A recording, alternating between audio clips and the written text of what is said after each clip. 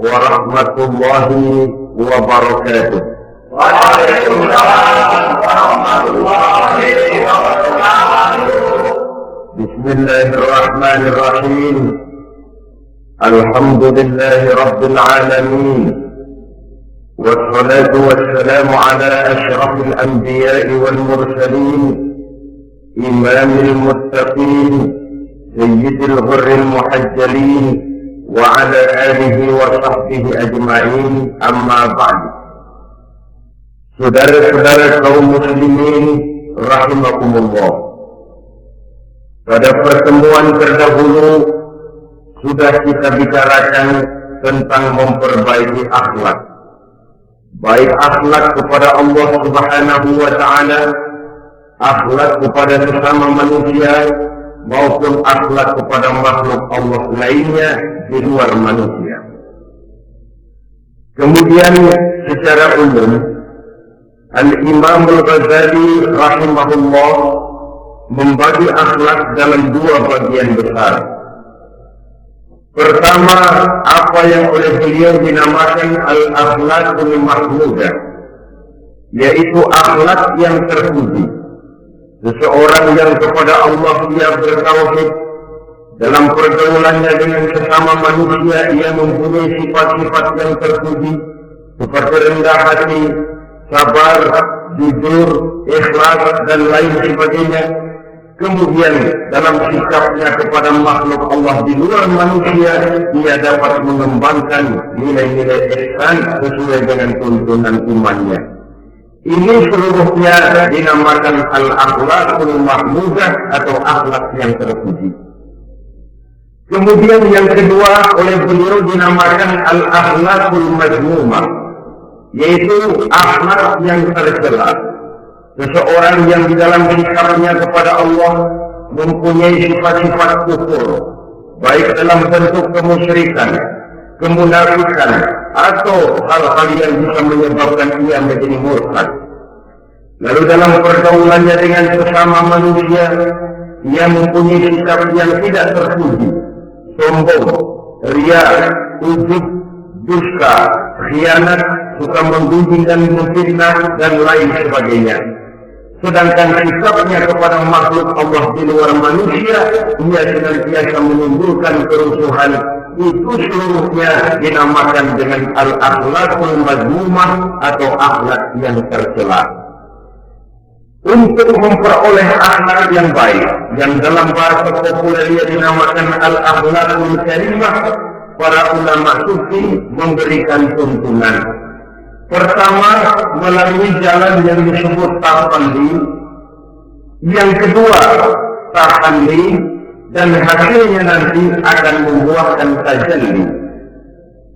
Tahalli artinya mengosongkan diri dari segala macam sifat yang tercela. Sombongnya dibuang, riyanya dihilangkan, suka fitnahnya musnah, dustanya berhilang.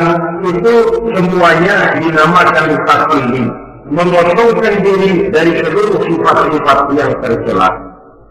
Apabila ini sudah berhasil dilaksanakan oleh seseorang, ia naik kepada tingkat yang selanjutnya dinamakan tahalli.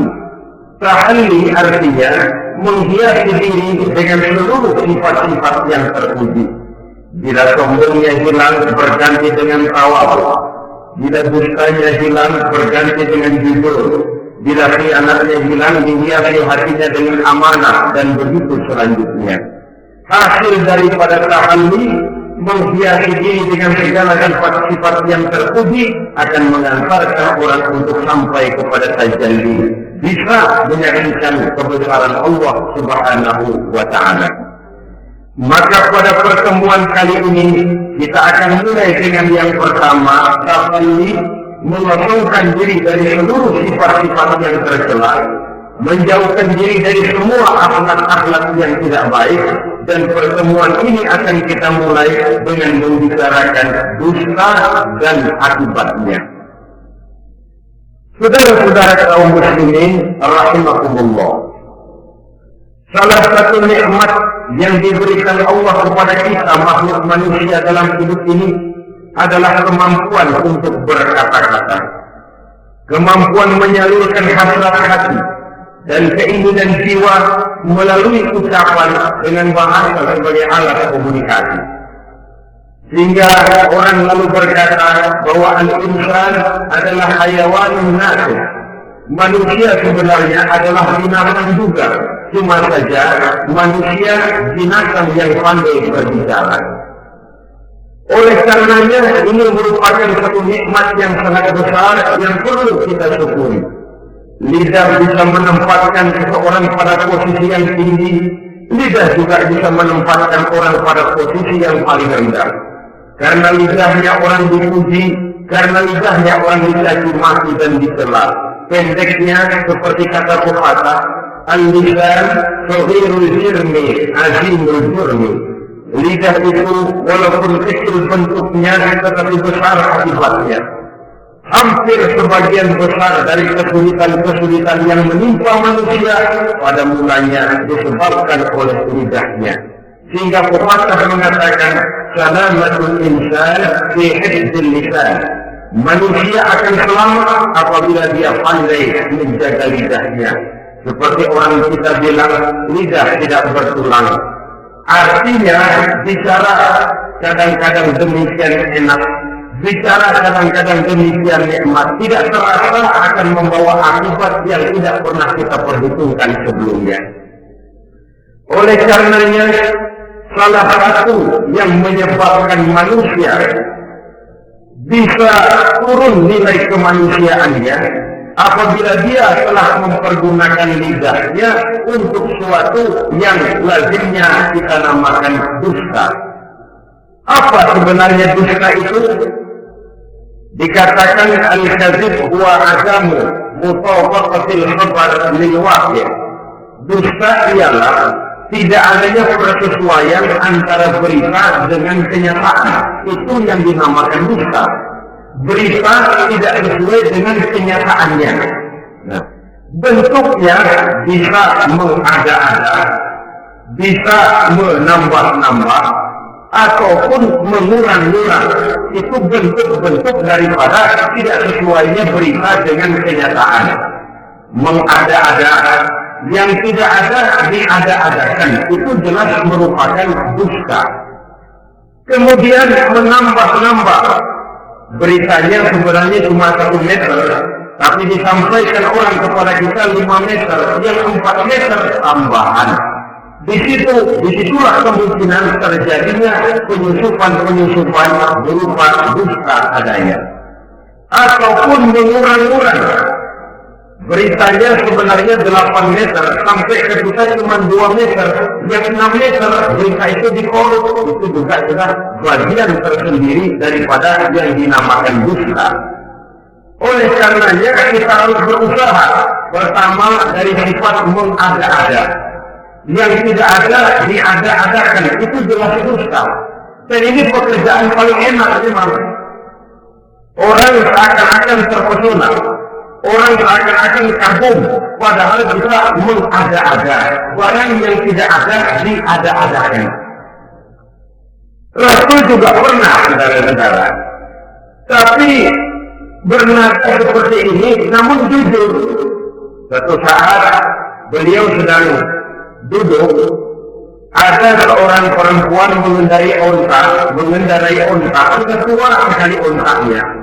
Lalu Rasul panggil, lalu menegur orang tadi, "Bu, kenapa naik anak onta?" katanya. Perempuan ini bilang, "Ya Rasul, yang saya kendarai ini bukan anak onta, tapi biang onta." Begitu. Iya, tapi dia punya ibu kan, onta ini punya. Nah, kalau dia punya ibu kan artinya dia anak juga. Ya memang, nah kalau begitu kan artinya ibu memang naik anak onta. Nah, ya iya kalau itu sih. Kelihatannya mengada-ada, tapi memang benar begitulah adanya. Pura untuk menghidupkan suatu anak, tapi tidak terlalu berlebih-lebihan. Yang kedua, jenis daripada dusta itu menambah-nambah. Ini juga paling enak. Orang sering bilang, kalau kita ngirim duit, jangan harap kurang, jangan harap tambah. Tapi kalau kita ngirim berita, jangan harap kurang. Duit kita kirim kepada orang, jangan harap tambah. kurang jangan harap kurang, atau jangan harap tambah, kurang bisa. Tapi kalau berita kita kirim kepada seseorang, jangan harap kurang itu berita, nambah bisa. Atau kemudian mengurang-urang, ini juga termasuk jenis daripada dusta. Baik mengada-ada atau menambah-nambah, kemudian mengurangi-urangi, seluruhnya merupakan pekerjaan yang paling enak, kita anggap sesuatu yang biasa, padahal akibatnya nanti akan menjadi luar biasa. Saudara-saudara kaum muslimin rahimakumullah, apa bahaya dusta dalam kehidupan manusia? Pertama, bagi dirinya sendiri. Orang yang berdusta sebenarnya sudah membahayakan dirinya sendiri. Apa bahayanya?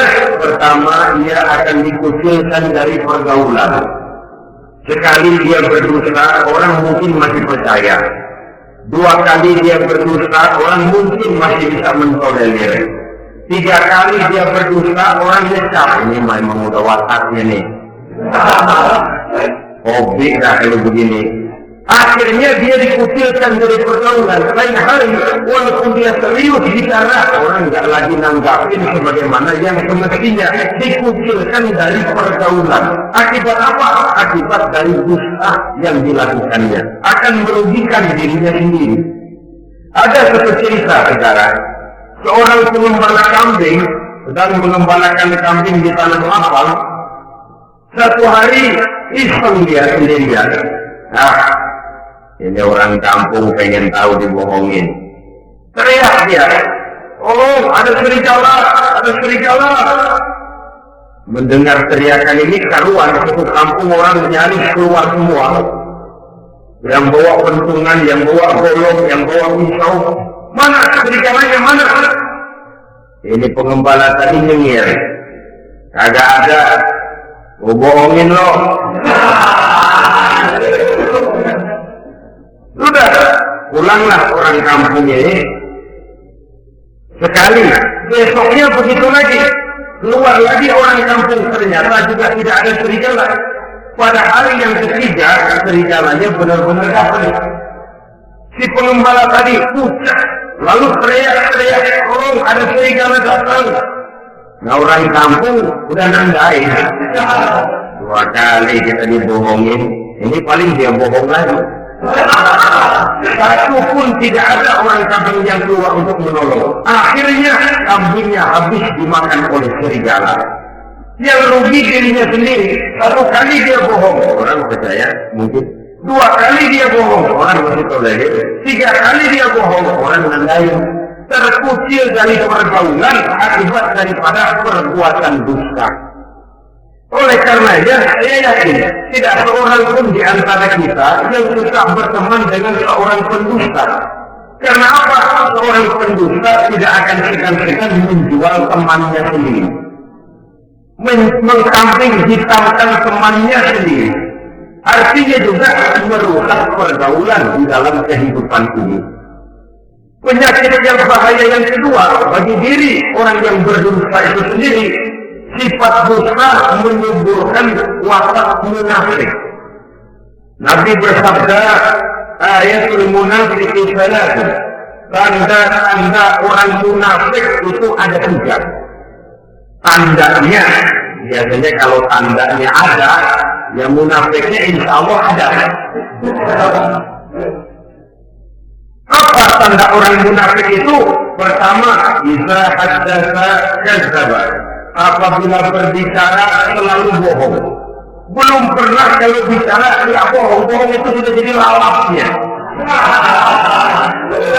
Artinya enggak lumrah ngomong kalau enggak dicampuri bohong. Seperti kurang enak makan kalau tidak pakai lalap. Ada saja bohong yang dibuat-buatnya. Ini ciri atau tanda daripada orang-orang munafik. Apabila berbicara selalu berdusta. 1. Yang kedua, wa idza wa'ada akhlafa. Apabila berjanji dia selalu ingkar. Selalu ingkar tanpa udzur yang dibenarkan oleh syar'i, itu termasuk ciri daripada orang-orang munafik. Karena itu kita oleh agama diajarkan jangan memastikan sesuatu. Pernah Rasulullah ditegur oleh Allah Subhanahu wa Ta'ala ketika datang orang bertanya, "Ya Rasul, Ashabul Kahfi itu sebenarnya berapa orang jumlahnya?" Ada yang bilang 5 orang, 6 dengan anjingnya. Ada yang bilang 6 orang, 7 dengan anjingnya. Ada yang bilang 8 orang, 9 dengan anjingnya. Yang benar yang mana Rasul? Rasul menjawab, besok. Jawabannya besok. Kenapa Rasul berani mengatakan jawabannya besok?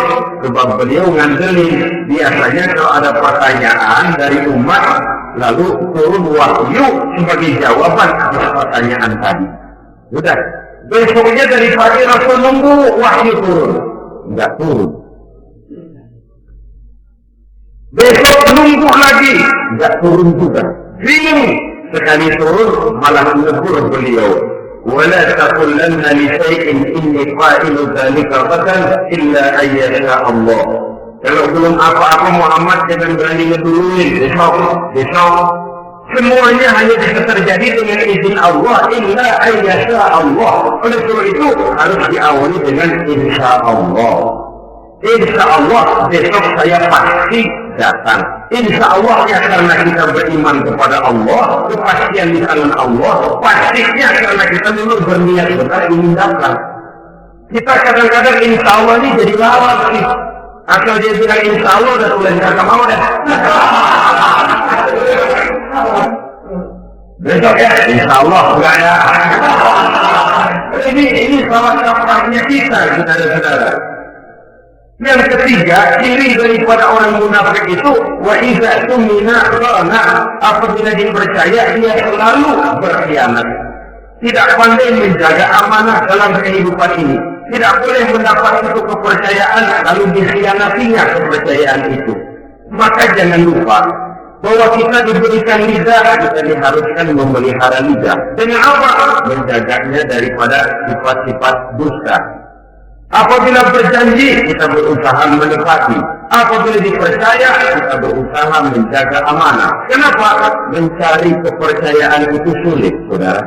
Tetapi memelihara kepercayaan itu jauh lebih sulit. Apalagi kalau yang bernama rahasia. Rahasia itu memang selama masih ada dalam hati. Kalau sudah kita bicarakan kepada orang lain, itu sudah bukan rahasia lagi sifatnya. Memang sih, pada mulanya kita bisa ngomong. Gue ngomong begini nih sama lu doang nih. Lu jangan ngomong-ngomong sama yang lain ya. Nanti yang kita ajak ngomong lagi sama orang lain. Ini sama lu doang nih. Jangan ngomong sama yang lain. Akhirnya kan terus sampai walaupun setiap kali ngomong mesti cuman malu doang ya. Jadi akhirnya tuh beritanya jadi merata menjalar. Kenapa? Rahasia adalah apa yang ada di dalam hati. Jikalau sudah kita bicarakan kepada orang, kita bukan rahasia lagi namanya. Apalagi sifat manusia. Kalau dia lagi senang sama kita, jangankan perbuatan kita yang baik, perbuatan kita yang salah pun masih dibenarkan juga. Tapi kalau dia sudah jengkel sama kita, jangankan kita main judi, kita lagi masih salah. Itu kalau orang sudah nggak senang itu ya begitu. Dia benci sama kita. Jangankan kita main judi, kita baca Quran masih salah. Tapi kalau dia senang sama kita, hampir matanya itu hilang dari penilaian yang objektif. Oleh karenanya sifat dusta menyuburkan sifat kemunafikan di dalam diri seseorang yang diantara tandanya tadi bisa ada kadzdzaba. Apabila berbicara dia selalu berdusta. Kemudian bahaya yang ketiga, orang yang selalu berdusta jauh dari ketenangan. Sebab apa? Pada saat kita mendustai seseorang, orang itu mungkin percaya. Tapi makin dia percaya, makin tersiksa batin kita. Kenapa? Hati kita sendiri ngomong, lu percaya kok mau bohongin? Kita sendiri tahu bahwa kita bohong. Itu yang menyiksa hati. Jauh dari ketenangan. Apalagi akan timbul satu sifat was-was. Ntar dia tahu. Bagaimana kalau rahasia ketahuan? Bagaimana kalau dia tahu saya bohong? Ini akan menyebabkan seseorang jauh dari ketenangan hidup. Makin rajin dia berdusta, makin tersiksa jiwanya. Lain kalau hatinya sudah mati. Dusta memang sudah jadi profesinya, kebiasaannya. Tidak merasa menyesal, tidak merasa berbuat salah. Dusta itu sudah jadi hobi. Sehingga enak saja. Hati sudah jadi mati kalau sudah begitu. Dan sepanjang hati sudah jadi mati, itulah yang paling kita khawatirkan. Artinya nilai kita adalah pandai berjalan dalam pandangan Allah Subhanahu wa Ta'ala. Saudara-saudara kaum muslimin rahimakumullah, oleh karenanya membahayakan diri sendiri dosa itu. Yang kedua, berbahaya bagi masyarakat banyak. Tentu saja apabila status sosial kita tinggi, makin luas akibat daripada kedustaan kita. Seorang kepala rumah tangga yang berdusta, seluruh keluarganya jadi rugi. Seorang kepala kampung yang berdusta, rakyat sekampungnya rugi. Seorang gubernur berdusta, rakyat satu provinsi rugi. Seorang pemimpin negara berdusta, rakyat satu negara rugi. Makin tinggi status sosial, makin besar akibat daripada suatu dusta. Oleh karenanya menimbulkan keresahan di tengah masyarakat. Masyarakat itu apa? Dimulai dari masyarakat yang paling kecil, rumah tangga. Kalau satu rumah tangga sudah diwarnai oleh sesuatu yang bernama dusta, maka ketenangan, ketentraman, kebahagiaan rasanya akan sulit terwujud di dalam rumah tangga itu sendiri. Seorang istri apabila sudah pandai mendustakan suaminya, maka itu sudah berarti memulai keresahan dalam kehidupan rumah tangga, menimbulkan benih-benih ketidakpercayaan. Apabila seorang suami sudah mulai mempunyai titik ketidakpercayaan kepada istrinya lagi, itu sudah menandakan retaknya basis kehidupan rumah tangga. Istri yang mendustakan suaminya, umpamanya diberikan nafkah, lalu mestinya sebenarnya sudah diperhitungkan cukup, uang masih ada, dikatakannya habis, dan lain sebagainya. Akibatnya nanti si suami mikir-mikir, dan menurut perhitungan dulu masih cukup, kenapa sudah habis? Nah, oleh karena istrinya tidak jujur, suaminya juga mulai berusaha tidak jujur lagi. Mendapat penghasilan besar, mengaku sedikit. Kalau sudah begitu, saling dusta mendustai pun sudah dimulai. Nanti akan terus meresap kepada kehidupan daripada anak-anak sebagai anggota di dalam rumah tangga kita. Saudara-saudara, oleh karenanya rumah tangga bisa saja berantakan, menjadi kacau, baik karena dusta istri, dusta suami, dusta anak, atau dusta orang lain menyulut dan mengganggu rumah tangga kita. Suaminya lagi enak-enak duduk di depan rumah, datang laporan, kamu kok tenang saja di rumah? Memangnya kenapa? Istrimu, waduh, ya memang kenapa istri? Waduh, itu tadi naik bajai yang kedua, kamu orang laki. Ya memang itu bajai maksudnya sendiri. Tapi kalau berita ini digunting, dikat sampai di situ, kan nanti ini sudah menimbulkan suami mendengar istrinya naik bajai berdua dengan orang laki, tentu marah. Pulang istrinya sudah payah-payah dari pasar, tidak dimaki dan lain sebagainya. Apa ini? Akibat dari omongan, dari lidah yang memang kecil dan tidak bertulang itu, tapi sungguh sangat besar akibatnya. Kemudian juga pergaulan. Berapa banyak saudara jauh dari saudaranya, teman berpisah dengan temannya, tetangga marah dengan tetangganya akibat daripada perbuatan lidah, daripada ucapan lidah ini, akibat daripada yang bernama dusta ini.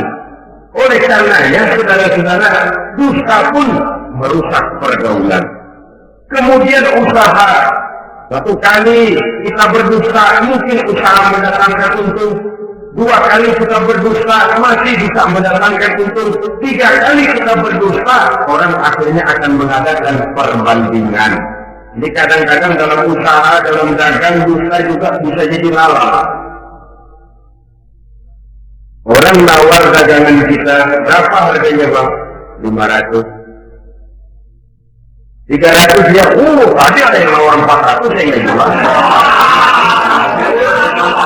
Padahal kagak ada yang nawar. Dia buat sedemikian rupa.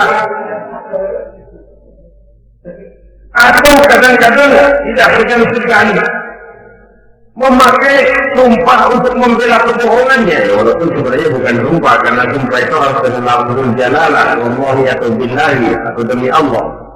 Kadang-kadang dengan kata-kata yang kasar, modalnya cuma 500, tapi ketika ditawar orang, yang bener aja nawar bu, padahal ini saya beli modalnya aja 700 perak biar mampu. Dia beli cuma 500, ngaku modalnya 700 pakai biar mampu. Saudara hadirin yang saya hormati, sepintas mungkin orang percaya, mungkin orang yang tergerak untuk membeli, tapi kemudian keuntungan yang didapat dengan jalan berdosa itu bisakah membawa berkah dalam kehidupan kita? Rasanya tidak. Dan kalau kita tidak membawa berkah, maka itu keuntungan itu tidak lagi akan mendatangkan ketenangan di dalam kehidupan. Oleh karenanya menjaga lidah ini memang berat, sehingga dalam satu hadis lain Nabi bersabda, al-jannatu mushtaqatun ila arba'ati nafar. Surga rindu, surga kangen kepada 4 macam manusia. Ini model. Biasanya manusia yang kepengen benar masuk surga, ini malah surganya yang rindu, kangen benar pengen dimasuki oleh 4 macam manusia. Siapa mereka?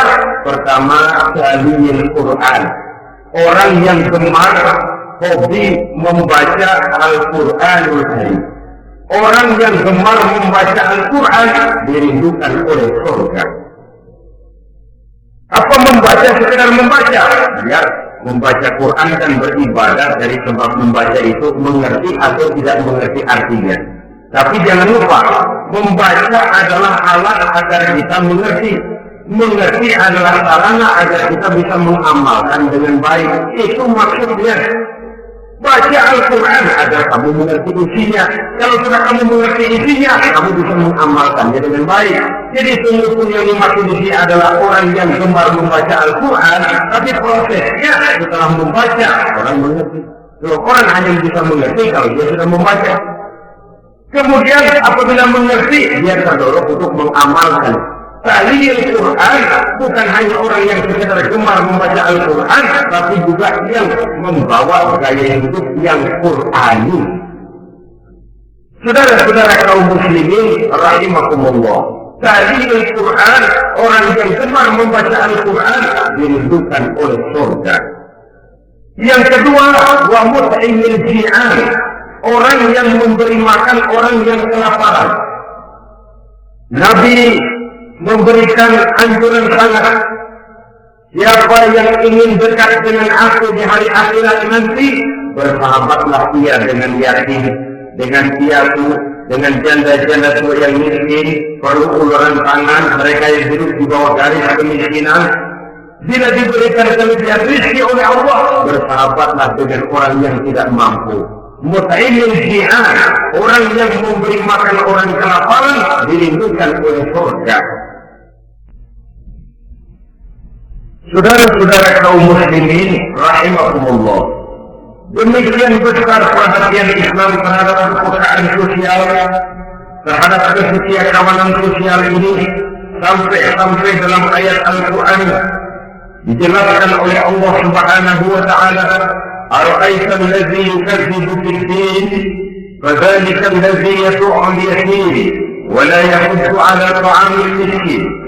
Tahukah kamu kata Allah siapa orang-orang yang mendustakan agama, beragama tapi dianggap mendustakan agama? Kalau sudah dianggap mendustakan agama, artinya imannya dusta, dia sholatnya dusta, dia puasanya dusta. Siapa mereka itu? Fadzalika allazi yad'ul yatim. Mereka orang-orang yang meninggalkan, menyia-nyiakan anak-anak yatim. Wala yahuddu 'ala ta'amil miskin, dan tidak memerintahkan untuk memberi makan kepada orang-orang miskin. kepada dia ini kejam, tapi tidak punya kemanusiaan sama sekali.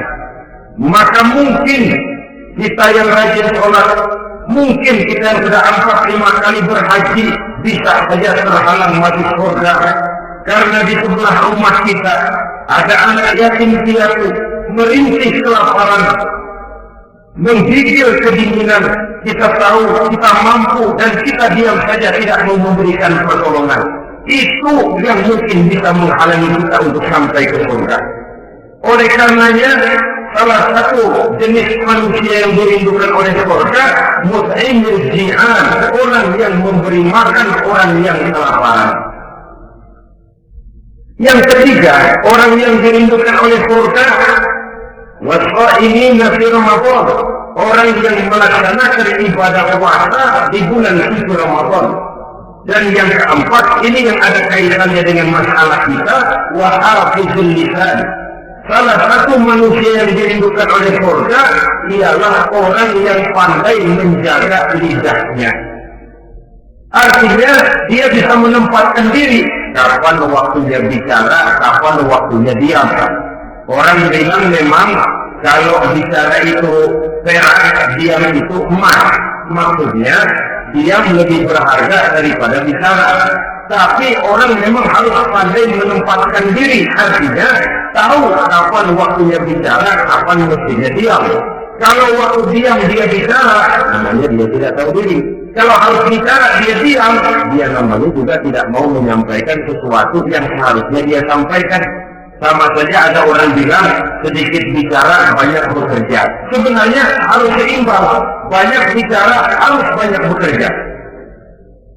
Biasanya kalau sedikit bicara banyak bekerja itu dua kemungkinan.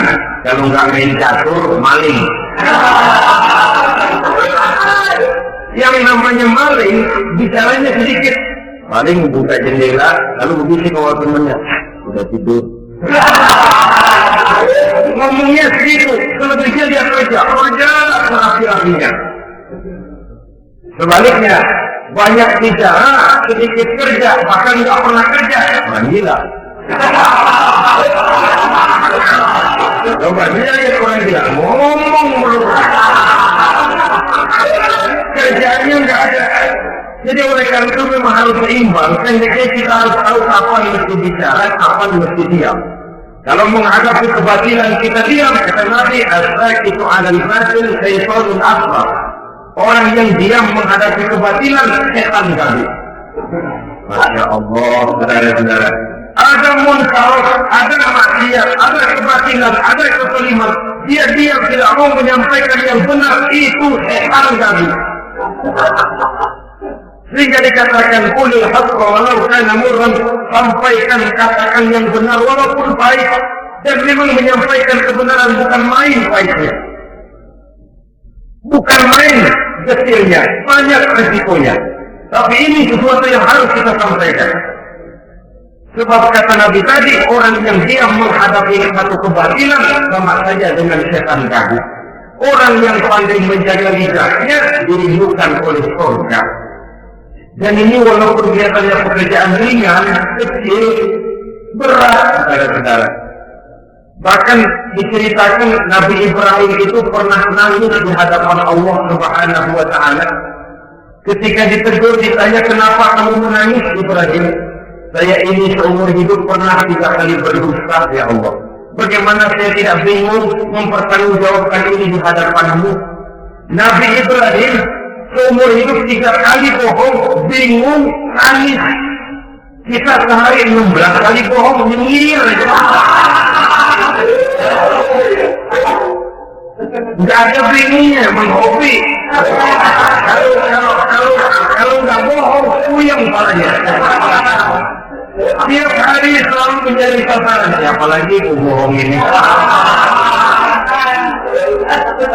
Saudara-saudara kaum muslimin rahimakumullah, kelihatannya pekerjaan ini kecil, ringan, tapi sungguh berat. Mengerem lidah, menjaga lidah daripada perbuatan ucapan-ucapan yang tidak mengandung manfaat, apatah lagi sampai bersifat dusta dan membahayakan orang lain. Oleh karenanya, dusta ini kalau dalam agama, berdusta dalam agama biasanya munafik. Mulutnya beragama tapi hatinya kafir, jelas itu munafik. Itu dusta juga, dusta yang membawa kita kepada dosa kelas asap. Ya kalau kita mendustai teman memang dosa yang nilainya tidak sebesar kalau kita mendustai agama. Tapi sungguh pun demikian, dosa kecil-kecil juga kalau ditumpuk banyak juga. Padahal kata Imam Ghazali, hati itu seperti kaca. Dosa itu debu yang nempel di kaca. Kalau debu-debu itu terus tumpuk, kita malas ngelapnya, malas ngebersihinnya. Jadi satu berkah di kaca, susah banget ngebersihinnya. Dua kaca kalau udah karatan, pakai silet kita gosok, tengah mati. Begitu juga perbuatan dosa. Kalau kita senang dusta, ya enak dosa kecil, bohong lagi, numpuk berhala di hati itu dosa. Nah, hati itu kalau sudah dilingkungi oleh kalah, nur, cahaya kebenaran itu sulit untuk masuk. Karena dia sering berdosa, orang lain dianggap sama juga sama dirinya. Ini yang silakan. Oleh karenanya timbul sifat menyamakan orang lain dengan keadaannya sendiri. Dikala itu hati yang sudah penuh dengan noda-noda dosa itu sudah bersalah sehingga sulit untuk dibersihkan lagi. Itu sebabnya Nabi berpesan, ittaqillaha haitsu ma kunta wa atbi' sayyi'atan hasanatan tamhuha wa khaliqin nasa bi khuluqin hasanin. Bertakwalah kamu kepada Allah dimanapun saja kamu berada. Bertakwa dimanapun saja kamu berada. Di pasar takwa kita, di kantor takwa kita, di masjid takwa kita, di rumah tangga bertakwa kepada Allah dimanapun saja kamu berada. Kita sih kadang-kadang takwa juga cuma musinan. Takwa kita pakai tempat. Kalau lagi duduk di masjid dengerin pengajian, dengerin kiai pidato, mampu takwa nggak benar. Keluar dari masjid, aja lagi.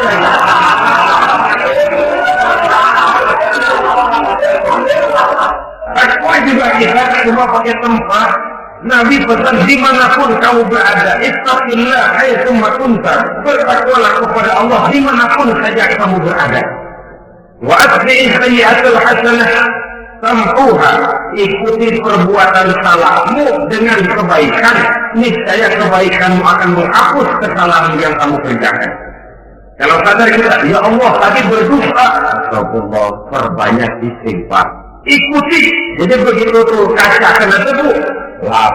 Kena debu lagi, dilap lagi. Kena debu, dilap lagi. Insya Allah tidak sampai bersalah. Jangan nunggu. Ntar aja dah taubat, udah tua-tuaan dikit. Kayaknya umur dia yang ngatur. Saudara-saudara, oleh karenanya ikuti perbuatan salah dengan kebaikan. Terselip kita berbuat salah, iringi dengan sedekah. Terselip kita melakukan dosa, iringi dengan istighfar. Melihat sesuatu yang haram, astagfirullahaladzim. Lalu dipalingkan, jangan mulut astagfirullah, mata melotot.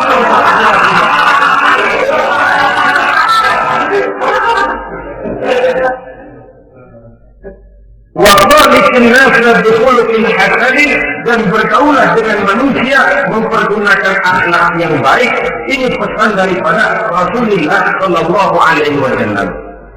Jadi oleh karenanya dusta dengan seluruh akibatnya ini bisa menimbulkan bahaya bagi diri sendiri, bagi rumah tangga, dalam pergaulan, dalam usaha, dalam masyarakat, bahkan pada akhirnya bagi kehidupan satu bangsa dan satu negara. Lidah yang kecil tapi besar akibatnya bisa menyengsarakan manusia atau menempatkan manusia dalam satu posisi yang tinggi. Kalau kita adakan satu perbandingan, Nabi Ibrahim seumur hidup 3 kali saja berdusta, nangis di hadapan Allah. Kita yang hampir tidak ada hari, ya, kalau orang sekarang bilang tiada hari tanpa olahraga. Rasanya kita kalau mau jujur bisa juga bilang tiada hari tanpa bohong. Pernahkah kita menangis menyesali dosa yang sudah kita lakukan? Berapa banyak orang yang sudah kita janjikan kita gantung dengan janji itu? Padahal dia punya hajat yang demikian sangat bergantung kepada kita. Tapi lidah ini enak saja. Gampang gak? Tahu. Oh. Gampang gak itu gak? Beres. Tidak ada yang gak beres. Semuanya kalau lidah kita. Beres, gampang, bentar, besok, enak. Enak aja.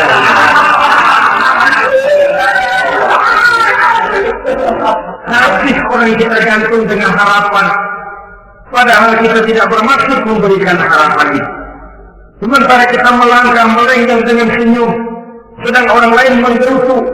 Saudara-saudara kaum muslimin rahimakumullah, ini pada gilirannya akan kembali penyakitnya kepada diri kita juga, menyuburkan watak munafik, mengucilkan kita dari dalam pergaulan dan menjauhkan kita daripada ketenangan hidup. Karenanya dusta memang berbahaya. Dalam perjuangan, dusta akan menimbulkan watak pengkhianatan. Dusta juga bisa menyebabkan munculnya musuh-musuh dalam selimut yang pura-pura berteriak membantu perjuangan tapi di belakang mencari titik kelemahan kita. Oleh karenanya, mencari teman yang bisa diajak tertawa itu gampang. Mencari teman yang mau diajak menangis itu sulit. Mencari teman yang mau diajak nyanyi banyak, tapi mencari teman yang mau diajak berkeluh kesah itu yang langka. Oleh karenanya, di dalam kehidupan ini untuk menjaga lingkungan pergaulan, mari kita berusaha untuk menjaga indah dengan sebaik-baiknya. Nah, apa semua bohong tidak boleh?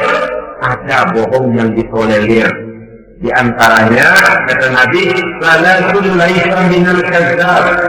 Ada 3 macam bohong yang tidak dianggap bohong. Bohong tapi tidak dianggap bohong. Dusta tapi tidak berdosa. Kalau memang harus bohong, carilah bohong yang tidak dosa. Bahkan insya Allah ada pahalanya kalau kita ikhlas. Apa itu? Pertama, hadisul rajulu limar'atihi atau hadisul mar'atu li zawjiha. Bohongnya seorang suami untuk menyenangkan hati istrinya. Nggak apa-apa. Untuk menyenangkan hati istrinya. Saya suami pulang dari kantor, perutnya lapar. Begitu makan, nyobain sayur asinnya luar negeri.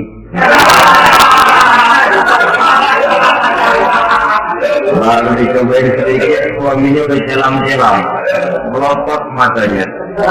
Istrinya negor, bang sayur keasinan ya?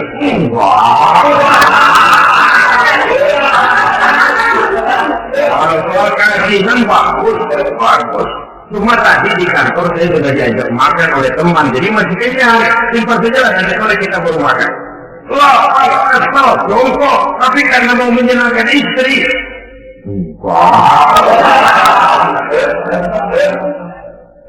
Atau sama saja dustanya seorang istri untuk menyenangkan hati suaminya. Bisa saja itu terjadi. Suaminya beli sendal buat istri. Mahal, padahal murah, kena mahal. Warnanya gak enak dilihat, potongannya norak. Suami istri tahu kalau itu sendal murah. Suaminya tanya, bagaimana bu sendal yang saya beli? Wah, cakep bener bang, luar biasa. Tangga kita mana ada yang pakai sendal begitu? Memang kagak ada, jelek.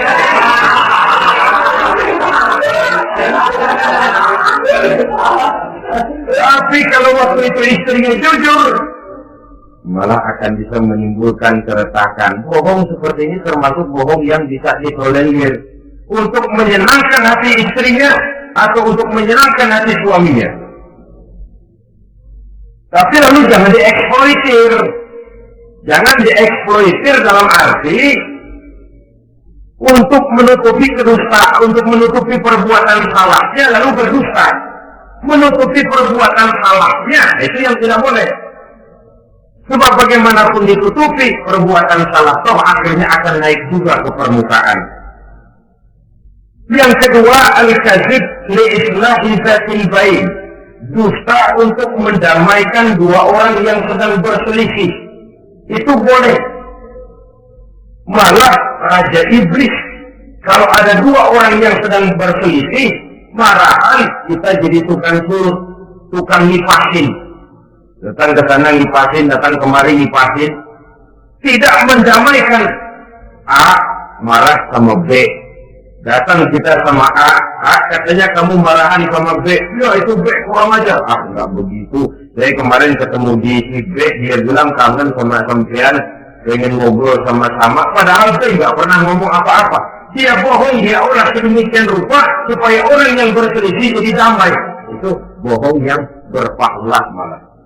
Yang ketiga, bohong untuk menyelamatkan jiwa seseorang, itu boleh. Ada orang mau membunuh PKI dari Ustaz. Kamu tahu rumahnya Ustaz Ano, kamu tahu? Tahu Pak, gimana? Bapak mau apa? Mau saya bunuh dia, kurang aja. Oh, orangnya nggak ada Pak, mana? Nggak tahu, keluar negeri, keluarnya lagi kali ya. Tahu. Padahal orangnya ada di dalam, tapi dia berdosa untuk menyelamatkan jiwa orang yang sedang terancam. Itu malah boleh, bukan saja boleh, berpahala, malah berdosa kalau dia tidur. Mau cari Ustaz buat apa Pak? Mau saya bunuh, ada Pak di dalam.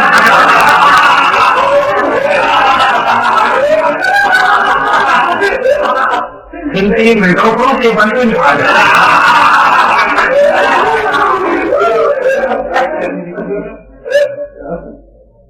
Hanya jenis bohong-bohong seperti ini yang bisa ditolerir.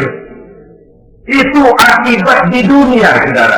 Kita sudah bisa terkucil dari pergaulan, retak rumah tangga, usaha mengalami kebuntuan, masyarakat mengalami keresahan akibat dusta.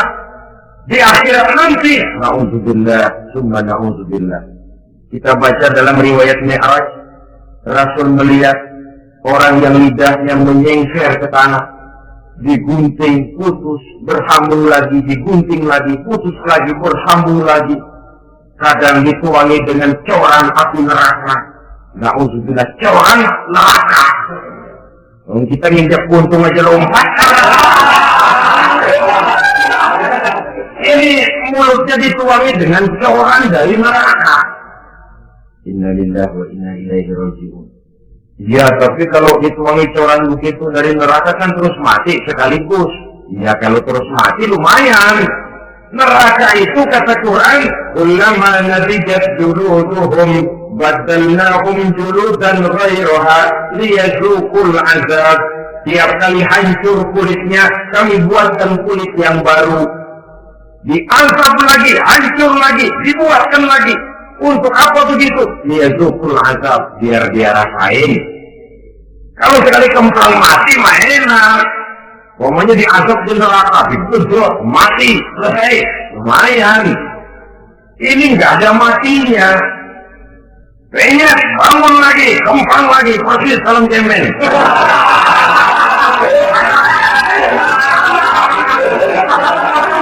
Cuma kalau film cemen mah film, dan itu jelas dosa, di neraka orang tidak kenal mati. Hancur jasadnya, dibuatkan lagi, diangkat lagi, dan begitu selanjutnya. Jangan lalu berhitung, kalau dosanya kebanyakan kan malaikat Malik semua kita dilemparin ke neraka, kelebihan lewat. Jadi nggak mampir di neraka. Ya nggak mungkin, saudara-saudara. Tiap kali hancur kulitnya, diganti dengan kulit yang baru. Untuk apa itu? Liyazuqul azab, biar dia rasakan benar azab itu. Allahu Akbar. Sudah di dunia dia mendapat akibat yang sedemikian rupa dan punya akibat buat yang lain.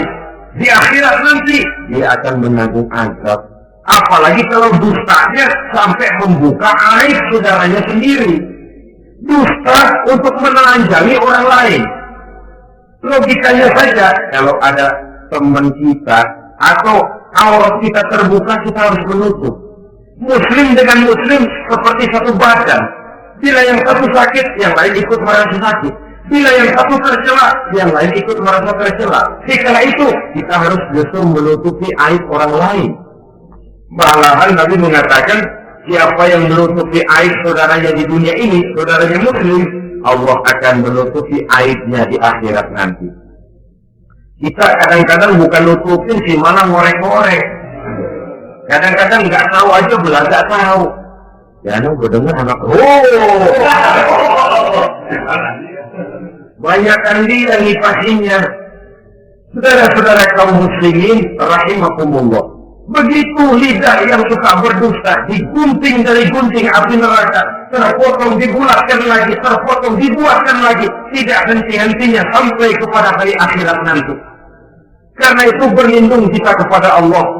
Jangan sampai diberikan lidah yang gemar berdusta. Tapi lidah yang gemar mengatakan yang benar, walaupun terasa pahit. Mengucapkan kebenaran itu besar resikonya, panjang jalannya, banyak akibatnya. Mencegah kemungkaran besar resikonya. Tapi itu harus kita lakukan. Setidaknya mencegah kemungkaran. Rasulullah SAW dalam satu hadis menyatakan, iyyakum wal kadhiba, fa innal kadhiba yahdi ilal fujuri, wal fujuru yahdi ilal nar. Hati-hatilah kamu daripada sifat dusta, sebab sesungguhnya dusta membawa kepada perbuatan durjana, dan perbuatan durjana menggiring orang kepada neraka.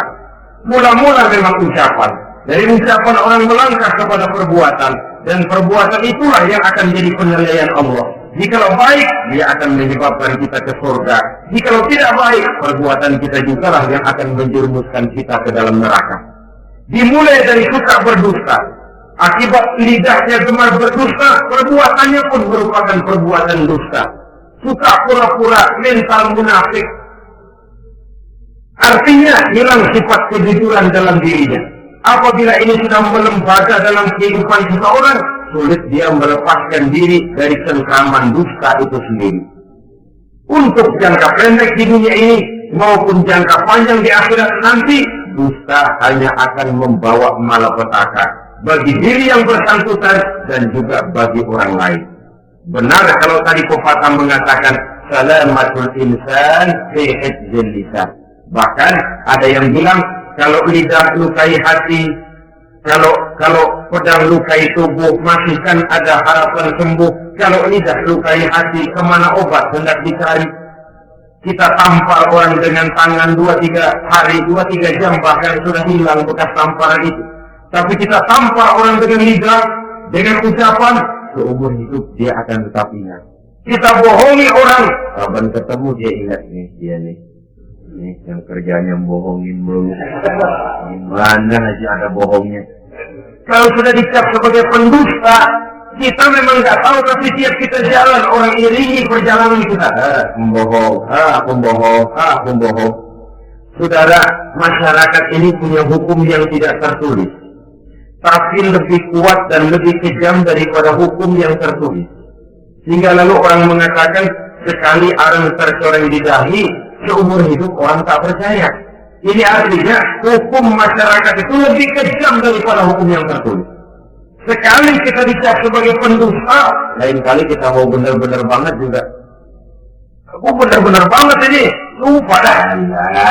Sumpah lu udah lalap dah, udah laku. Ya Allah, kita sumpah pun orang gak percaya. Ya kalau binatang kita pegang ekornya, barang kan. Tapi kok kalau orang jelas omongannya yang kita pegang. Nah kalau omongannya sudah nggak bisa dipegang, apanya lagi yang kita harapkan? Oleh karenanya, saudara-saudara, lidah yang kecil bentuknya tapi besar akibatnya ini harus diisi dengan nilai-nilai iman. Lidah yang sudah dimasuki nilai iman akan berat untuk berdusta, berat untuk memfitnah, berat untuk menggunjing, ringan untuk mengucapkan yang baik, ringan untuk zikrullah, ringan untuk baca Quran, ringan untuk musyawarah terhadap hal-hal yang baik. Lidah yang ada imannya, kalau berat saja kalau sudah memfitnah orang, berat kalau harus menggunjing orang. Tapi lidah yang belum ada imannya, nyelonong saja. Licin kalau diajak fitnah, licin kalau diajak ngata-ngatain orang, licin kalau diajak mengadu domba orang lain. Dan ini akan berakibat nantinya timbulnya keretakan, keresahan sejak dari pribadi, rumah tangga, masyarakat luas. Akibat apa? Dusta. Dari sekian dusta yang paling kita khawatirkan adalah kalau kita sampai dicap oleh Allah sebagai pendusta agama. Beragama tapi dianggap pendusta. Agama sekedar lipstik, agama sekedar dekorasi, agama sekedar penghias kartu tanda penduduk, tapi hidup jauh dari tuntunan nilai-nilai agama. Pendusta-pendusta agama semacam ini pada gilirannya akan terkena penyakit yang disebut munafik. Iman lidahnya tapi kufur hatinya. Islam ucapannya tapi kufur perbuatannya. Nah, ini resikonya sangat besar. Adapun dusta-dusta kepada orang lain, dosa ya dosa, tapi dosa yang mudah untuk bertaubat. Kalau saya katakan mudah untuk bertobat, saya bukan merangsang kita untuk berdosa, bukan. Tetapi jangan lupa, seperti saya katakan tadi, bagaimanapun ringannya suatu dosa, kalau ditumpuk, dan ditumpuk, dia akan berurat, berakar, dan berkarat di hati kita. Dan bukankah hati itu merupakan cerminan dari seluruh panca indera?